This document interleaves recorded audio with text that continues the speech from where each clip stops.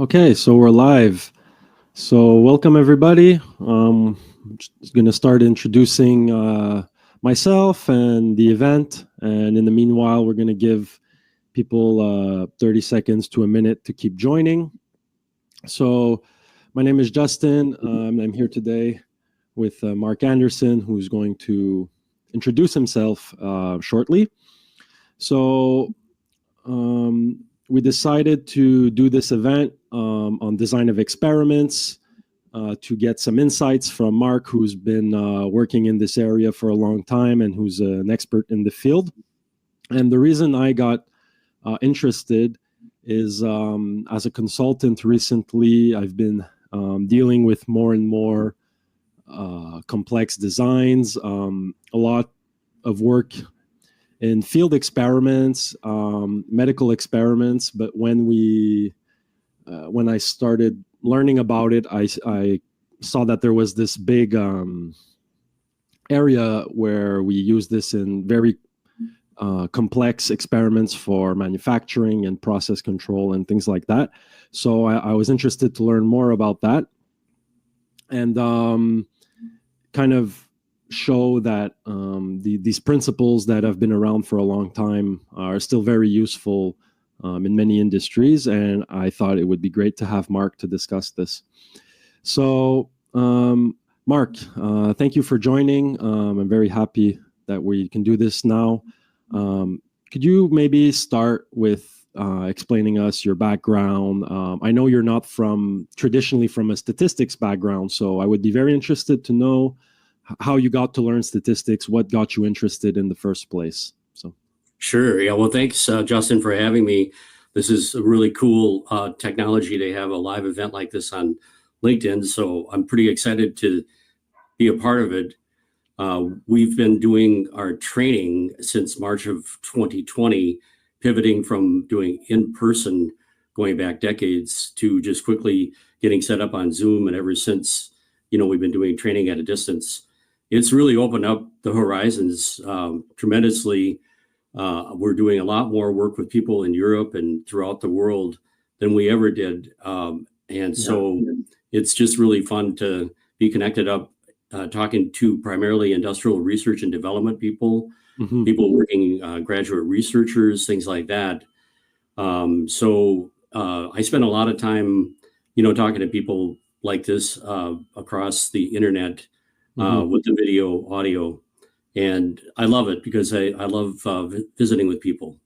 Yeah. And so, my background, really my interest goes back to as a child, as the son of a master civil engineer, grandson of an engineer, and with the Anderson Swedish engineering heritage, I right away took to, quantitative type endeavors. And I also have always been interested in multitasking, and hence the idea of doing design of experiments, and which I promote as a multi-factor approach as opposed to one factor at a time, has always had a tremendous appeal to me. And for example, I would, when I was delivering papers, I would consider I could go straight up one side of the street and down the other, or I could go back and forth. Rudimentary, simple comparative experimentation without, knowing anything about statistics or anything. Later, when I was working in a hospital, as I worked my way through chemical engineering school at University of Minnesota, I realized that when I pushed carts up into the different floors of the hospital, I could throw two carts into the elevator, which probably wasn't very kind to anybody else because it blocked it off, run up the stairs, pull them off, and I could get the work done in a fraction of the time. I spent some time at Michigan State University, and I was on a work study program, and I had to vacuum the floors. And I kept working on, ways of making it faster and better until I could get it done in a fraction of the time and go back and take a little nap after, late night activities in college. Yeah. So this was kind of my approach to things. So that when, as a chemical engineer, I started working with General Mills Chemical R&D, they introduced me to the use of multi-factor testing, two-level factorials, other approaches, the use of statistics, regression analysis, This was all at a very mature stage when I started as a summer engineer in 1974 at General Mills Chemical. So I consider myself to be very lucky, being the son and grandson of engineers, having gotten a job at General Mills with the agricultural heritage, had been connected up with the agronomists that Fisher worked with in Minnesota going way back when, and to the chemical process industry. So for me, it's always been a very natural fit. Okay, good. I wonder what was faster for delivering the papers? Was it going back and forth? But Yeah. The thing is, when you do an experiment that involves yourself, it gets terribly biased because you naturally have some preference for it. Yeah. So I'm pretty sure I was running back and forth when I went back and forth as opposed to walking up and down. And that probably was the reason the effect worked. Okay, so first insight that you need to be blind, or you need to use a different comparison group. No doubt. I mean, the double blind gold standard, is, I'm very much a believer in that if it's involving people. Yeah, of course. Right. Okay, thanks for sharing. So so as you mentioned, you have chemical engineering background. So how does design of experiments fit into that area, or at least through your career or in general? Well, it's an absolutely unbelievably effective tool for process development. Okay. So I would get from the chemist, typically PhD organic chemist, some kind of magical formula in a beaker. And my job was to scale that up through pilot plant, possibly semi-works, and up to the full-scale manufacturing. But there's a fundamental rule that you can't scale everything up. And the most obvious thing is to consider the surface area of a vessel to the volume of the vessel. As you expand the volume of it, that surface area is not increasing at the same rate as the volume is. So this creates lots of problems with mass transfer of chemical reactants and so forth. And the considerations of agitation have to be considered because you're starting with a little stirring magnet, and now you're going into some kind of impeller, like a little boat motor. And then eventually you get to a giant 2,000-gallon reactor and some huge big thing that's spinning around inside at a very slow rate, but mixing things up. So then it was a question of taking whatever the chemists gave me, and they would say, we want to do it at this temperature, pressure, concentration, and then the stirring magnet has to go at a certain rate, which I would always laugh at. Okay, so I'm going to take that as my center point around which I will vary each of the different factors high and low, and I'll form a two-level design with the center point being the standard conditions that the chemist gave me. Okay. All right. And so then I could quickly do what I consider to be a process sensitivity study. All right. So I would basically recalibrate at each stage of the process development these different factors that, might be, they say 5 factors. I would typically do a 1/2 fraction of 16 runs with 4 center points in a randomized plan. And I would learn, basically the design space, what's going to happen within that whole region, and reset my sweet spot as I moved up all the way through to the final manufacturing, if it lasted that long, because a lot of the projects in research, you get used to this, they don't work out. You just can't, do it and give the quality of product, yield, and all the attributes you need to have a successful development. So then I always said that we can use design of experiments and multi-factor approach to fail fast. Yeah. Right. So we'll fail faster. And also then we can write up a technical report one way or the other that will allow somebody in the future that kind of revisits this to start, from a higher level and stand on the shoulders of their predecessors and move up from there. So having a good report, and one that was based on statistics that was valid, from the point of p-values and so forth. Yeah. All of this led to a very systematic approach that I came into with General Mills Chemical. That this was already mature at this point, coming from General Mills proper research to the chemical division, and that this was the way that the engineers were expected to operate. Okay, interesting. So you mentioned a few technical terms like factor levels, runs. Would you mind maybe just clarifying for the audience what exactly you mean, because I know that in different fields we use different terms. So Right. maybe clarify what you mean by two-factor and things like that. Right. Well, one of the things I learned over the years was being, fairly concise with, I call it the jargon of our field of design of experiments for industrial R&D. So you think of variables, and you can think of input variables, and you can think of output variables. And as a chemical engineer, I think of a unit operation. I basically draw a box around, some part of a series of steps that I think is the critical step to work on. And inside that box, there's a process. And coming into it are input variables that I can manipulate. Those I call the factors, because those are the things that I'm going to change during the experiment. Other input variables I'm going to hold fixed, of course. And then there could be some things like humidity and temperature that I can't control, but I would record those and monitor them. And potentially I could regress them back out at the end as covariates. Okay? Then on the outside of the box is coming out of it is a response. It's what I'm going to measure. And for chemical products, it would be typically the purity, the yield, other attributes, things like that. And so the goal of doing the design of experiments is to create a mathematical model to predict the response as a function of X, right? Because if we can manipulate the input systematically, we can create insights into cause and effect relationships, use statistics to make sure that what we see is not just caused by chance, but is probably real. And so we're going to use our P less than 0.05 rule, right? And then if we succeed by having the right factors far enough apart to generate a response that changes significantly, we can then create this mathematical model using regression fitting. And then we can use that to identify, where we want to go next. We may, with a factorial design, where we're changing only things at two levels, push off to some corner of, if you imagine a square or a cube, 2 to the 2 or 2 to the 3.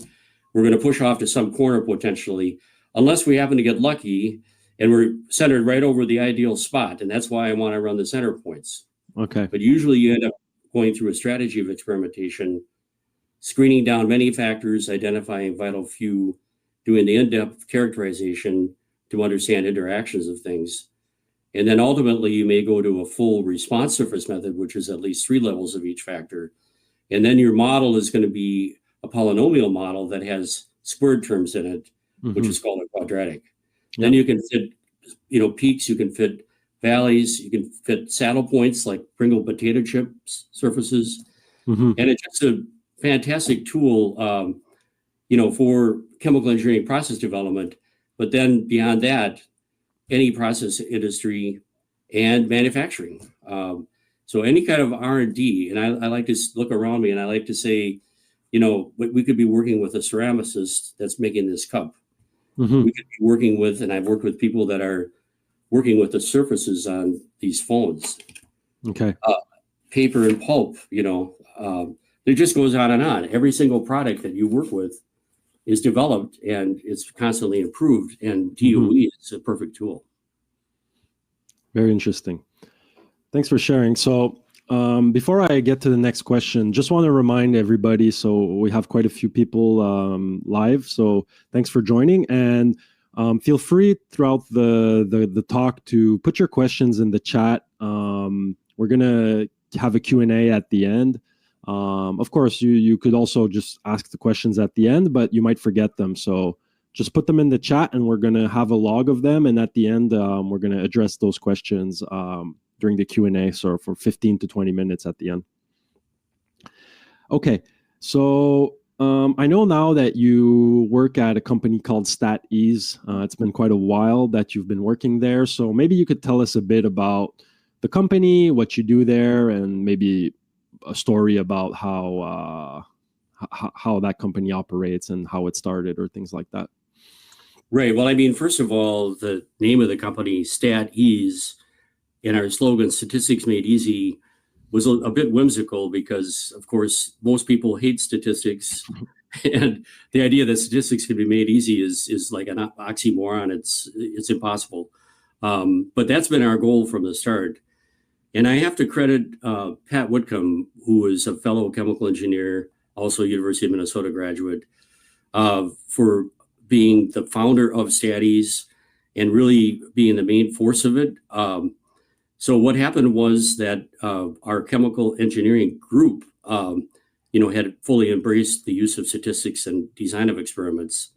And we brought in a professor from University of Minnesota to teach the group, more details on statistics.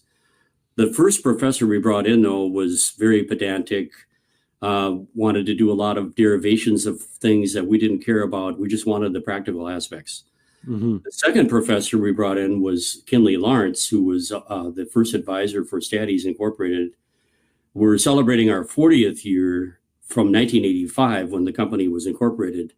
But Pat actually started it up in 1982 in Minnesota, filing with the Secretary of State the name of Staties. So it goes way back beyond the 40-year anniversary we're celebrating of 85 incorporation. Beyond that, to the early 80s, and then really goes back to 1974 when I first started working with Pat. And we did these training sessions. And when Kinley Lawrence came in, he was much more focused with a little bit of coaching for us. And we had very good success in training new engineers in on these tools. At the same time, the computational facilities were improving. So originally we would use General Electric timeshare computers, and we could maybe do a rudimentary plot with little, typewritten X's and zeros and try to make a plot with that. But eventually, of course, the IBM PC came out. When that happened, Pat and another fellow worked out a way to program some very simple things from the book Statistics for Experimenters. Okay. And this was written in 1979 by Box, Hunter, and Hunter. This happens to be an autographed copy that I got from George Box in 1996 when I took training at the University of Wisconsin for a week. And he came in along with some other people and taught a class. Well, that book laid out the templates, things like Yates' algorithm for doing the calculations for a two-level factorial array and so forth could easily be programmed in with a menu-driven package.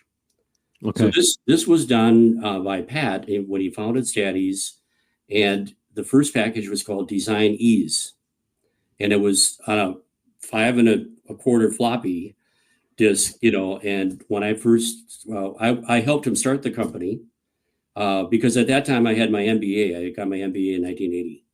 Okay. So I kind of migrated into product management, marketing, other functions with General Mills Chemical that then became Henkel of Dusseldorf, which was a strange switch for people in Minneapolis, St. Paul area, used to working with General Mills and now working for a German company. But it worked out great. And so I helped Pat from the marketing perspective. Early on, we'd meet at McDonald's and I would talk to him about, we used to send out these card decks that you could subscribe to with magazines like Chemical Engineering News. So I helped him market the product, and then I joined Staties full-time in December of 1988. Okay. Now, along the way, of course, he went from the floppy disk to the more rigid 3.5 inch disk, and eventually, of course, just disappeared entirely. But all along, the computing facilities have increased in power. Yeah. And at the same time, our software has, improved over the years to the point now where it's unbelievably powerful, what it can do in terms of design and analysis of experiments. Okay. So today, Staties kind of provides that facility or that capability to companies that are interested in doing more advanced DOE, or what would you say the market is for Staties? I mean, when you look at, if you were to do some searching on how many chemists, how many engineers are graduated every year worldwide, it's a huge number. Now, not all of them are doing experiments, but anybody that's doing an industrial experiment is a candidate to use these multi-factor approaches. Unfortunately, the universities don't train people in. It's very rare that this happens. I'm working with South Dakota School of Mines, and I did a semester-length class for their chemical engineering group, students and graduate students I've been working with them for about 20 years now, but that's pretty rare. Most of the universities like Minnesota, they want you to learn the first principles of things like chemical engineering, mass transfer, heat transfer, chemical kinetics, and all that. Mm-hmm. And then they throw you out into industry, and maybe you go to work for R&D, and all of a sudden you're confronted with something that, you can't get out of a book. You have to start doing empirical studies. Okay. And since you don't really know anything about design of experiments, how to lay out a good experiment, or how to look at the results and deal with variability, you're just ill-equipped to do anything. So then Stati steps up, and there's some other companies out there as well that are in this field of DOE. Mm-hmm. And we're able to provide training, software, and then we do a lot of consulting, but as part of our pricing model, I'm at the point of helping people that are licensees. And so I oftentimes will take somebody in. Like yesterday, I got a call from research and development for a flavor company in Chicago, and they're trying to reduce the amount of sugar that goes into the foods by putting enhancers in. And so she set up a fairly complicated mixture design, which is dealing with components. And so I can help people like that. Some of it's email, some of it's face-to-face. And like I always say, we're trying to teach people how to fish, but not to fish for them. Okay. Right? So we're trying to put that power of design of experiments in their hands with the tool of the software, but also a lot of educational resources, the tutorials in the software, the help system, all the YouTube videos. And then if they really want to get going, they would employ us as trainers. Mm-hmm. But we'll also do a lot of hand-holding. And since the people we work with are extremely bright, they learn very quickly, and they don't want to come and ask for help. But they're also smart enough to know they need to at the start. Yeah. Yeah. So it's people that already have technical backgrounds, so they have the maturity to learn the material. Yeah. Right. Okay. So my next question, it's kind of two-part. Do you think that design of experiments is underused in industry? If so, why? And related to that, what are the signs maybe that a company or a team could benefit from it? Yeah, I think it's terribly underutilized. I think it's a travesty that more isn't done at the engineering and scientific schools to equip people with the know-how of dealing with variability and to lay out a good multi-factor or multi-component plan. And so on the one hand, it's a travesty. On the other hand, it's an opportunity for Statis, and we just continually are working with people coming out of school that know they need something better to do, and so it's like a never-ending stream of people that don't do DOE, that need to do DOE, and not a large fraction of people recognize that, but enough do that it makes it really worthwhile. For example, another encounter I had last week was with the company that makes bike locks, and they make these U-shaped bike locks. You've probably seen them. Yeah. And they have a special coating, and I forgot what the name of it was, but they put a name on it. And finally I said, I don't think that's a chemical. And the guy I was talking to said, no, we just made up that name because we can put this coating on this bike lock. And we've got videos from some of our clients. The thief comes in with a little battery-powered disc and he's expecting to be able to cut right through that. But the first thing is when he puts that disc up and starts spinning it around against the surface, the disc breaks apart. And he puts another disc on, and then finally the battery goes out, and he goes away and steals some other bike that has a different lock on it. Well, this guy says that he's bound and determined to embrace this multi-factor DOE approach because he's tired of hearing from people that are going to go do some research, and when he asks them what they're going to do, he says, well, we're just going to fool around a little bit and try some stuff. Yeah. And that is not a good approach. Yeah. It oftentimes will work just because of sheer persistence. Like Edison, operated on 99% perspiration and 1% inspiration. he just worked and worked until he finally came up with a light bulb, so that can work. But no, I think I don't know what the percentages are of people that know about design of experiments coming out of these high-powered schools, but it's got to be very small. Yeah.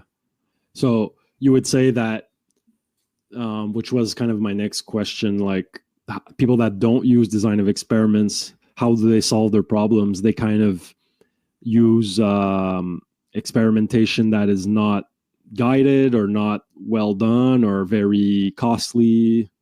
Yeah, I mean, what they're going to do is a scientific method, which goes back hundreds and hundreds of years, maybe to the time of the Greeks, that realized that if you're going to try something, you should hold everything constant and vary only one thing. So at the very least, if they do that, then they can draw these profiles. Like the chemist I would work with would test factor A, which might be temperature, and he would say, well, I can see there's a peak of yield here on A. So I'll set A at this level. Then he would turn his attention to B while A was set at the right level, do a profile on that. But it could be that he's just cutting across a rising ridge, which you'd have to do at least a 3-level experiment, like a 3 to the 2 power experiment, and then fit a polynomial model that's a quadratic with square terms. And then you could see, and in one case, the chemist had done this, and for this natural vitamin E product, had said that the most we can get for yield is 77%. And when I went through a more systematic multi-factor approach, I was able to get it to 95%. And that was worth $2 million a year to General Mills Chemical. Okay.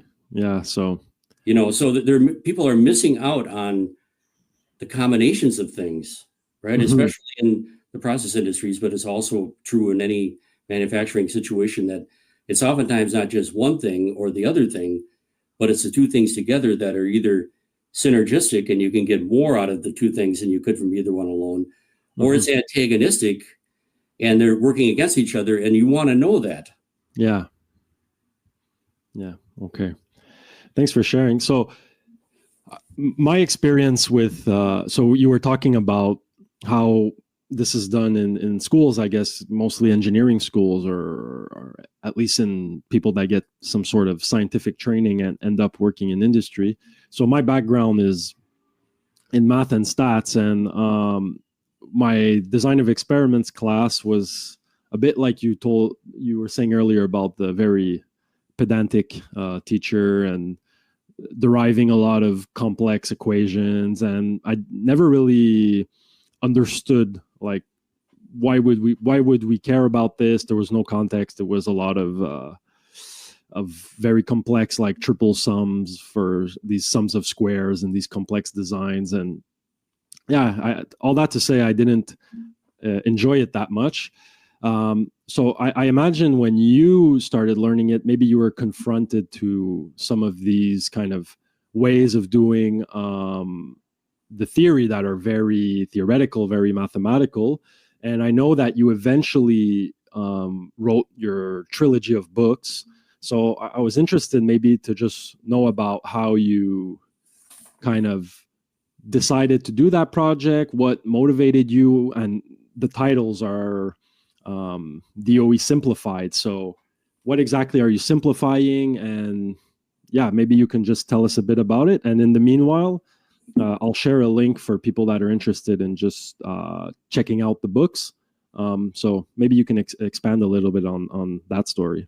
Yeah. Well, I mean, first of all, I again want to pay homage to Box, Hunter and Hunter, 1979, and they did finally come out with a second edition. But I had a chance to train with George Box. I met Stu Hunter at some conferences, and so definitely standing on the shoulders of them and George Box, being the son-in-law of Ronald Fisher.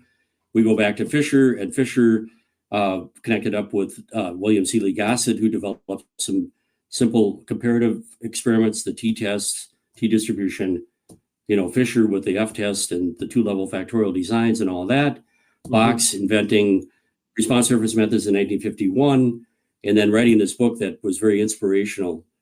And then beyond that, I also have to give a lot of credit to Doug Montgomery, who kind of carried on This is the 7th edition of his books, but I think he's might be 9th or 11th editions. And I had a long collaboration with Doug Montgomery, who's still somewhat active at Arizona State. Mm-hmm. Well, those two books are really well written, but there's still a little bit too much information for people that just want to know what they need to know to do the design of experiments. So what I did was I took our training class, Experiment Design Made Easy, which, again, giving credit where credit is due, Pat Whitcomb, did a lot of heavy lifting on this. But Pat would carry the books all the way through, or the materials, to a certain point, and then he would get kind of bored with the last part of it. That was the fun part. So I was always the guy that would take what he did and try to keep it simple and make it fun. And so then finally I said, there's books out there, Simplified or DOE, or, books for dummies and things like that. So I approached a publisher called Productivity Press that was involved with quality tools like statistical process control, things like that, at a quality conference. And I said, I think that there's an opportunity to write a book on design of experiments in a simplified, fun way. And they bought it. And it's currently in 3rd edition. And it's actually in print beyond Productivity Press, CRC Press, which is makes Berry's Handbook and a lot of books in the chemical industry. And then the overriding group is now Taylor and Francis, which is a big technical publisher. Mm-hmm. So this came out in 1999. And then I was very lucky that during that time frame, Six Sigma quality movement was building up. And so a lot of the Six Sigma programs picked up on this book for the DOE tool for their green belt, black belt, and so there was a lot of copies sold, and that kind of led to a 2nd edition, a 3rd edition. Mm-hmm. Then the second book came into play. It's actually got a fellow here at a petroleum refinery. I did work at an oil company, R&D, for a while. This would be a prime area where you can really get the most yield out by doing a more sophisticated response surface method, by doing multiple levels of each factor and really trying to get a peak of performance. This is in 2nd edition. And then the third book, which is actually is kind of my favorite, is Formulation Simplified. And the reason is that this addresses mixtures of things like a milkshake.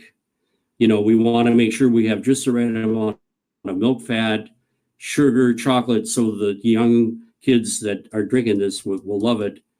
And my mother, who's still going at 95, but we're trying to keep her fed. And the other night, I brought over a milkshake from Culver's, and she liked it, So somebody is doing a good job of mixing up those milkshakes, but that takes some science. And so then when you do an experiment, you want to do it in a multi-component way rather than one component at a time. But the neat thing about the mixture side of things is you work within these triangles. They're like phase diagrams. Okay. Yeah. Each of the corners represents 100% of the ingredient. That's, say, for example. Mm-hmm. So we have chemical A at the top and chemical B at this corner and chemical C at this corner. And then the triangle keeps the total always fixed at 100%. Mm-hmm. So once you know any of the two of the ingredients, the third is fixed. Yeah. And I thought that was the greatest thing since sliced bread. When I first saw it at University of Minnesota in my undergraduate, because the chemical engineering is combined with material science. And so you think of iron, nickel, and chromium at the corners of this triangle, and you want to get just the right formulation with 74% iron, 18% chromium, 8% nickel, or whatever, to get stainless steel flatware. Somebody did a lot of work to figure that out. Yeah. But now with the tools that we have in STATI software and using the mixture design tools for designing experiments, you can much more quickly identify where that sweet spot is. Okay. Thanks for sharing. Yeah. So I want to ask one last question before we jump into kind of tools and resources for people that might be new or might be interested. There's a lot of talk about AI these days, and I was wondering how this fits into the evolution of the field. Is it helpful outside of, of course, it probably helps for administrative tasks, but the core science or the core principles, can they be accelerated or enhanced with AI? So what is your experience regarding this? Well, I'm kind of in a wait and see attitude right now. Mm-hmm. I know everybody's really excited about AI, Mm-hmm. but I've also seen over the decades people getting excited about something called neural networks or other types of machine learning tools that's been Mm-hmm. around, and really regression analysis going way back. Mm-hmm. The idea that you can just pour a bunch of information that's been collected at chance into some machine, and then it's going to come out with a really strong output that tells you exactly what to do is really kind of an ongoing pipe dream. Mm-hmm. No matter what you call it, whether it's called neural network or machine learning or AI, I Mm-hmm. just don't think it's ever going to work without having somebody who's got actual intelligence, AI, that's behind it, that's got the experience. Mm-hmm. But I did see where Google is now touting within the last couple of weeks that we've now entered the AI age of inference. Okay. And so I had to look up the word inference, and the dictionary says it's a conclusion based on evidence reasoning, Mm-hmm. Mm-hmm. which is good. I mean, if you have a AI that it has got the capability of drawing inferences, that would really be something, right? Because Mm-hmm. now you're really talking about replacing an expert like myself, Mm-hmm. with an AI machine. Mm-hmm. But when that's going to happen, and if it ever happens, probably will, but we're still a long ways away from that. Yeah. So right now in the field of DOE, I think that people are always tempted, and this happened to me even way back when, 50 years ago, when I would go down to the manufacturing sites and I said, I know you guys can get better yield out of your product because we know that that's theoretically possible. You're not doing things right. And so I want to come in, and I've gotten the highest authority from the top management to do so. So they agreed that they were going to let me in on the manufacturing site, but they said, just don't change anything. Well, I'm not going to be able to do any experiments then. Well, what am I going to do? They said, well, you've got these fancy machines that can take data in and give you something really strong. And so we've got all these records in production. Just put those into the machine and it'll tell you what to do. Well, it was what we call garbage in, garbage out, right? Mm. And so because the data was not very good to start with, it was highly correlated and didn't really generate much of a shift in response. Mm-hmm. So I'm a little bit worried about AI just as kind of the newest thing on the block, Mm-hmm. that people are going to, I think people are expecting way too much. But on the other hand, I've seen some studies on AI that say that if you look at scientists and you look at the top level of scientists that know what they're doing, Mm-hmm. they're the ones that are going to make the good use of AI. Yeah. It's the ones at the lower end of the spectrum that are not as bright and not as capable that Mm-hmm. are not going to get advantage of AI because they're going to get garbage in, garbage out. But the people that are at the top levels of science and engineering, they'll be able to probably leverage what they know about things Mm-hmm. with AI.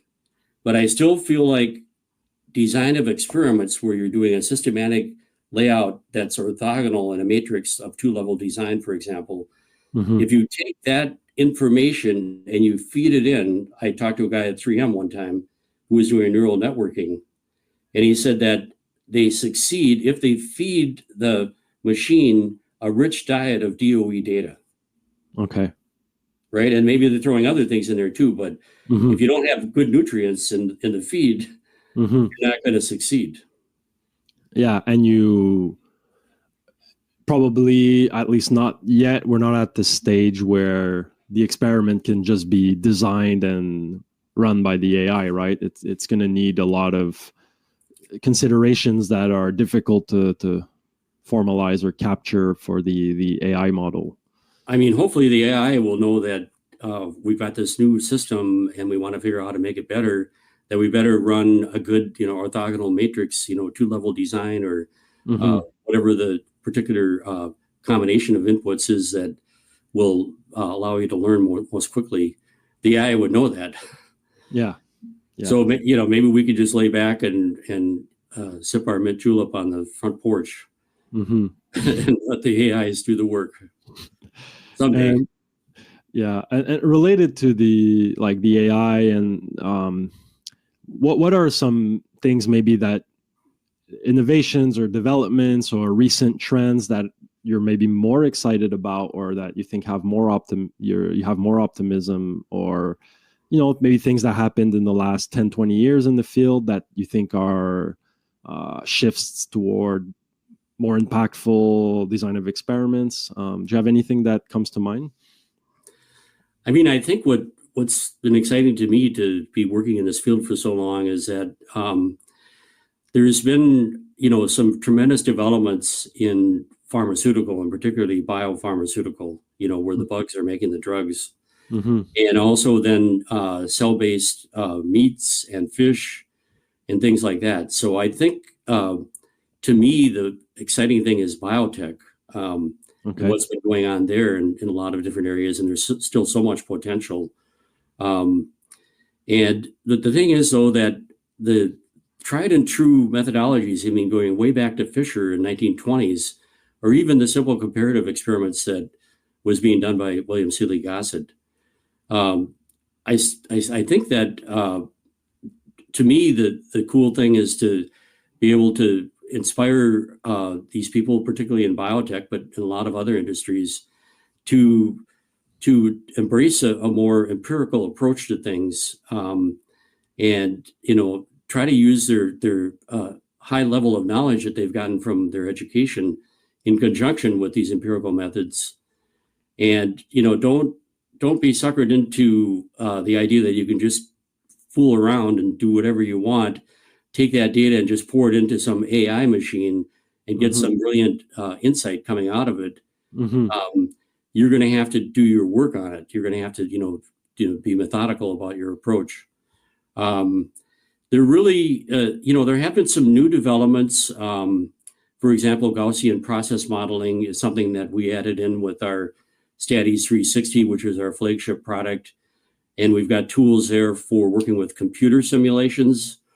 For example, I did a training session for U.S. Space Force a year ago, and they're doing their work, using computer simulations, but they're stochastic. They have some, variability built into it, and then they're applying design of experiments tools against those simulations to come up with a transfer function. In other words, the simulation gets them into a certain point, and now they can run this little experiment on it, get a function out of it, and you can either use the standard polynomial models, or you can use these Gaussian process models. But that's obviously a very high tech area at this point. Mm-hmm. But I still I still like the idea, and I did do some work in bio. I worked on a fermentation of a product called Xanthomonas campestris, which produces a thickener that you have in your salad dressings and such, called xanthan gum. But I still think the old-fashioned scientific lab work that needs to get done is still really, really important, and using design of experiments for that. Yeah. Yeah. So thanks. So just want to remind you that there's the Q&A session. We're going to start it soon. So if you have any questions for myself or for Mark, just put them down in the chat. And while you do that, I'll just share a short story about.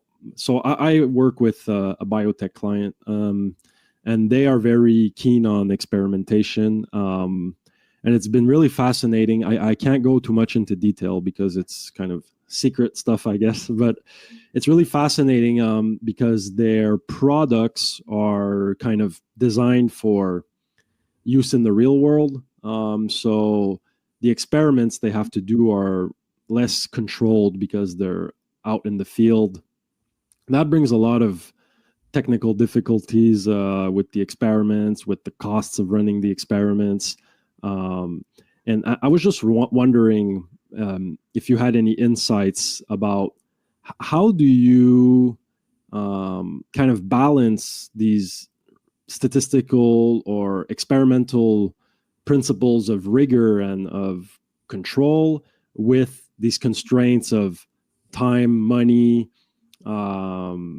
these uncontrolled environments. So I guess the quick answer would be, well, you develop judgment and expertise with experience, but do you have maybe any nuggets of wisdom or any practical insights about how you kind of go about doing these trade-offs? Yeah, I mean, you want to guard yourself against getting too caught up in the statistics part of it, and you want to be very mindful of when a situation arises where you're actually getting pretty close to where you need to be, but you begin to recognize that there's probably a multivariable situation going on. And as you're kind of stabbing along, trying this and trying that, and trying to apply some judgment to it, you're just not getting to where you need to be. So just in time, is when you want to bring out these tools, and you always want to do the smallest design of experiments that you can. We used to call it the 25% rule, put no more than 25% of your budget into one particular experiment. But at the same time, and I know you've covered this in prior sessions, on power calculation and sample size estimation, right?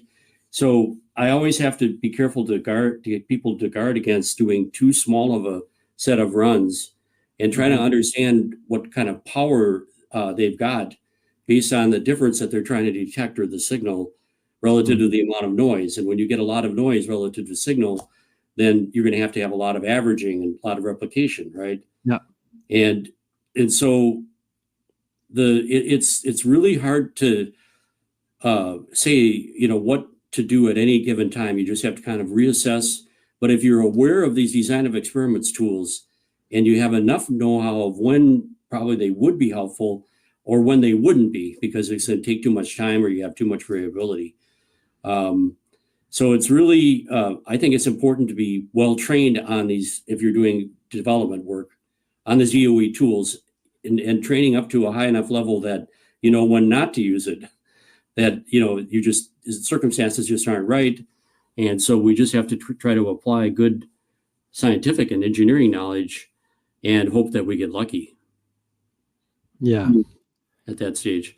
So I don't, I think oftentimes yesterday I was talking to a fellow and I said, I don't think you need DOE. And I was probably, I shouldn't be going on a video saying this, because, I'm trying to do my best for Statties. My son is the head of the development team. And so, we have a stake in this, but I really think it's important for people advising to be, honest about it and say, you're really not at a stage at this point that you need this, but keep it in mind, and one day you will be at that point.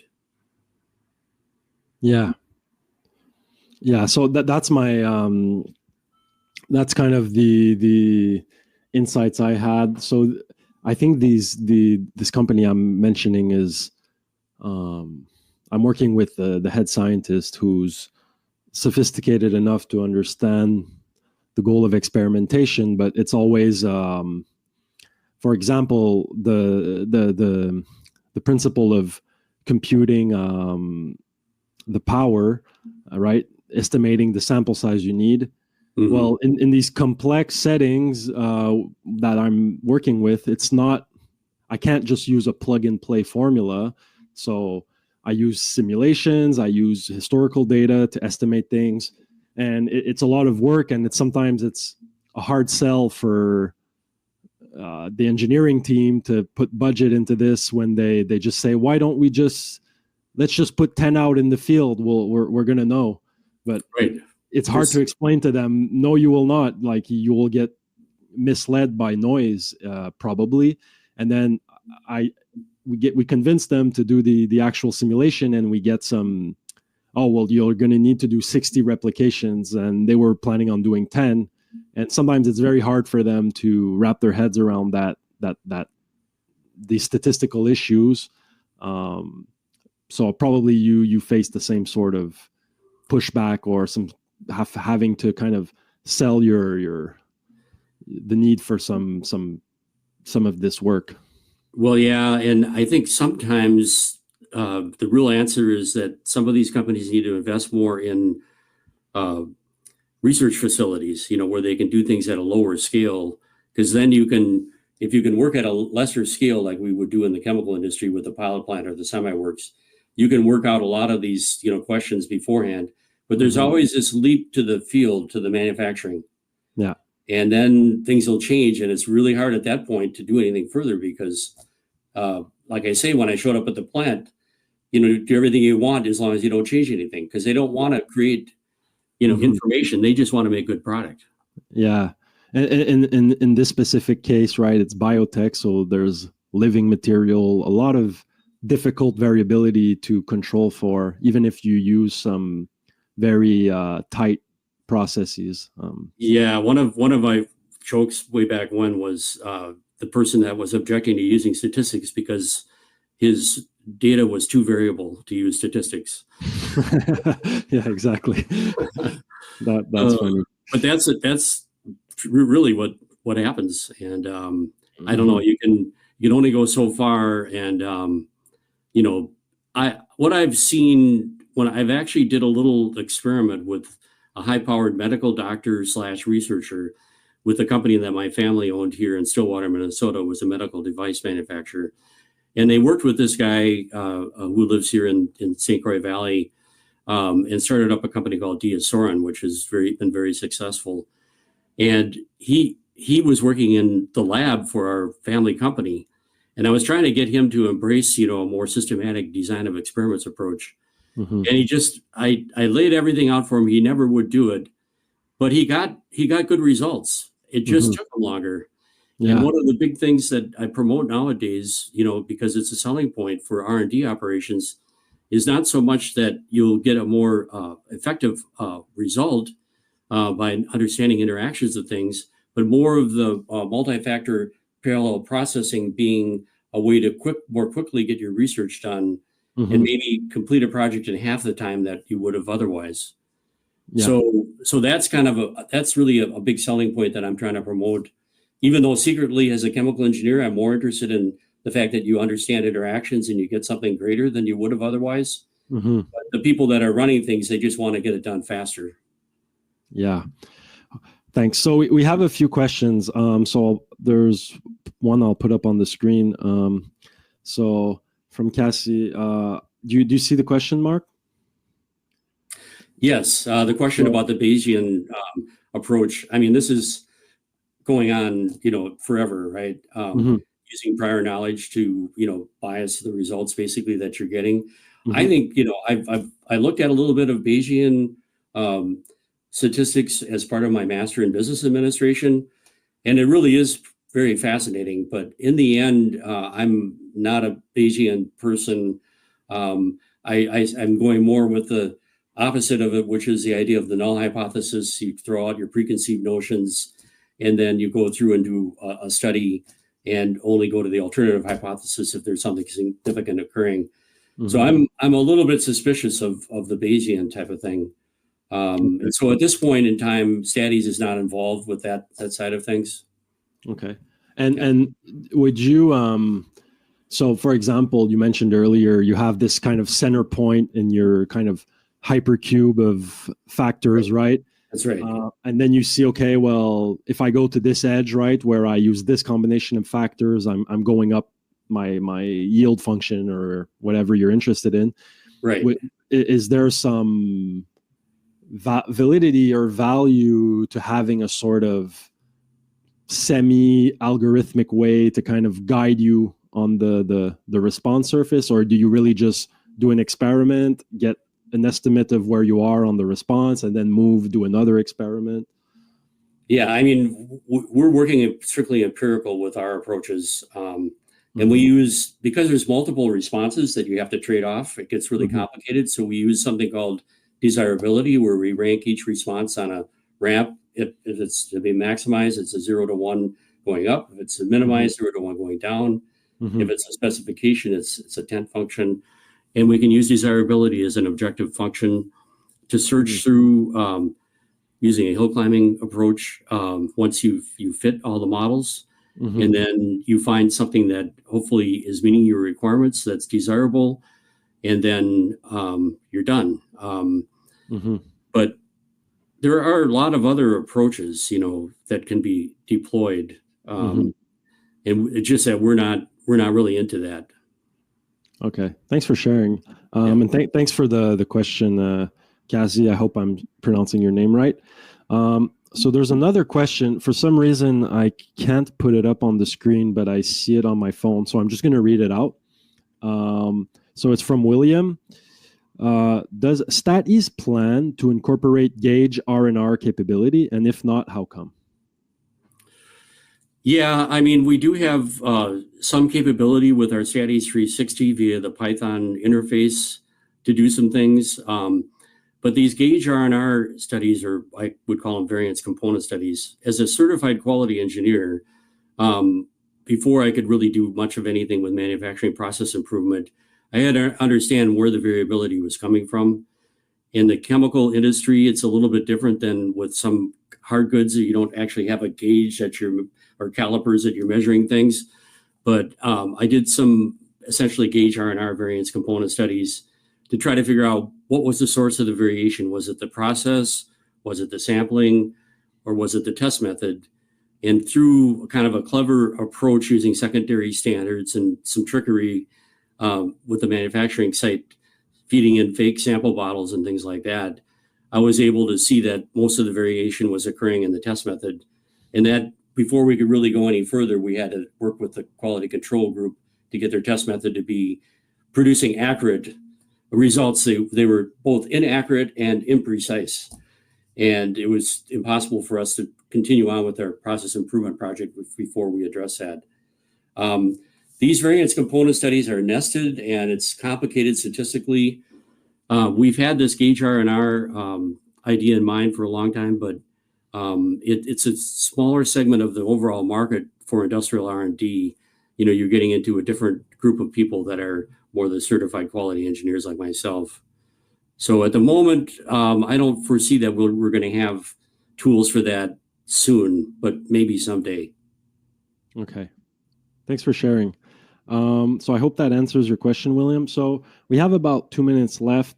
I would just like maybe, Mark, if you could very quickly just maybe rifle off a few resources or things that you think are good for people that are curious to get into the field, learn more about it.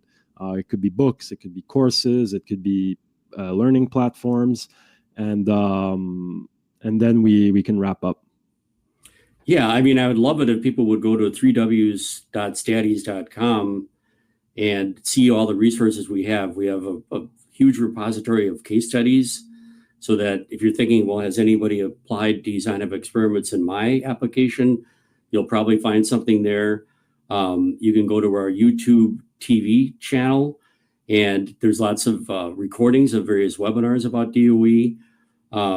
Obviously, the 3 simplified books, the trilogy of books, if you really are going to get going on that. And then, you know, I just say, go ahead and start trying some things. Like I had amazingly, a high school student that gave a talk at this conference I was a keynote speaker of earlier this month.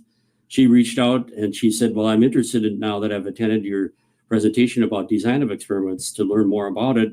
What should I do? I said, well, go in your kitchen and do a little experiment with your microwave popcorn machine. You know, try 2 different brands of popcorn 2 different times and just do it. You know, do a little experiment in your kitchen. And I think that's always the best approach to, you know, learning something, is actually to try it and do it. Yeah, that makes sense. Okay, so we'll just wrap up quickly. So thank you, Mark. I know that you wanted to announce about the DOE summit. So maybe very, very quickly say when it's happening, who it's for, and I'll share the link right now for people who are interested. Yeah, we've been doing these summits in Europe because there's a tremendous amount of collegiality, you know, throughout our European users, and they could easily, you know, show up at different sites. Like in Paris was the last one we had it. But nowadays it's hard to get the budget to travel. And so, of course, during the coronavirus, we pivoted over to doing things online for our training. And then we started doing these online DOE summits. So we have another one coming up here in June, and you can follow the link, but we've got a tremendous lineup of speakers. We've got, for example, a fellow named Niels Decker from AkzoNobel, just as one example from industry, talking about how they've used DOE. At the Paris conference, we had a fellow from GlaxoSmithKline. And so I would highly encourage people to go to the site, enroll in this online summit, and attend some of these talks, if not all of them.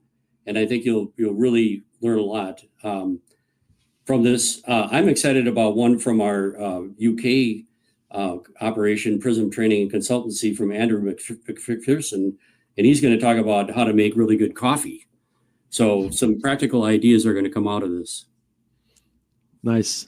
Okay, sounds fascinating. It's on June 8th, if I recall. Yeah, it's going to be a series of presentations over a period of time. So the best thing would be to go keep up with the schedule that we've posted, and then get on to it. Okay, great. So thank you for your time.